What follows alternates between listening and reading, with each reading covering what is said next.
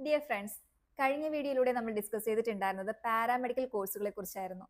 ഇന്ന് നമുക്ക് പാരാമെഡിക്കൽ സെക്ഷനിലെ MLT മെഡിക്കൽ ലാബ് ടെക്നോളജി എന്ന കോഴ്സിനെ കുറിച്ചൊന്ന് നോക്കിയാലോ. എന്താണ് MLT? ആർക്കൊക്കെയാണ് ഈ കോഴ്സ് പഠിക്കാൻ സാധിക്കുന്നത്? എവിടെയൊക്കെ പഠിക്കാം? ജോബ് ഓപ്പർച്യൂണിറ്റി തുടങ്ങിയ എല്ലാ കാര്യങ്ങളെക്കുറിച്ച് നമുക്കിന്ന് ഡിസ്കസ് ചെയ്യാം.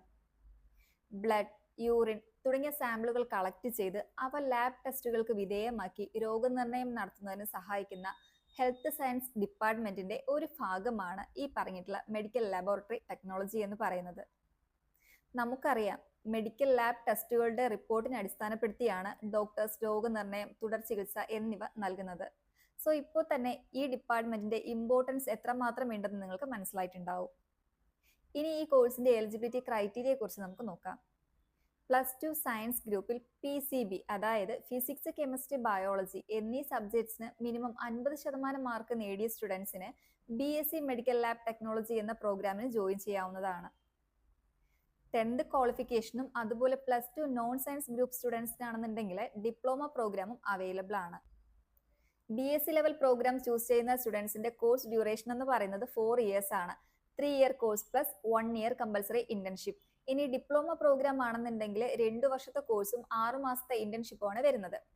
ഇൻസൈഡ് കേരള MLT കോഴ്സ് പഠിക്കാൻ ആഗ്രഹിക്കുന്ന സ്റ്റുഡൻസിന് അവരുടെ +2 മാർക്കിന്റെ ബേസിലായിരിക്കും അഡ്മിഷൻ നേടാൻ സാധിക്കുന്നത്.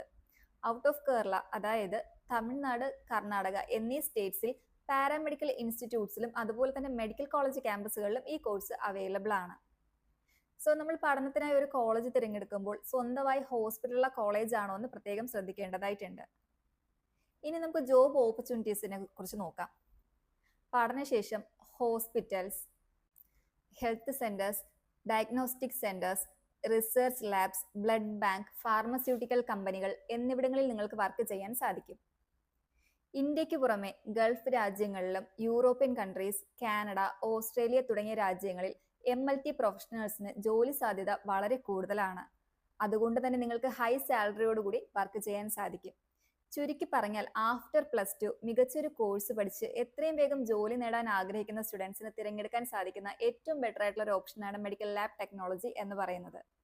ഈ കോഴ്സിനെ കുറിച്ചുള്ള കൂടുതൽ വിവരങ്ങൾ അറിയുന്നതിനും ഈ കോഴ്സ് അവൈലബിൾ ആയിട്ടുള്ള കോളേജുകളെ കുറിച്ച് അറിയുന്നതിനും സ്ക്രീനിൽ കാണുന്ന നമ്പറിൽ നിങ്ങൾക്ക് എന്നെ കോൺടാക്ട് ചെയ്യാവുന്നതാണ്.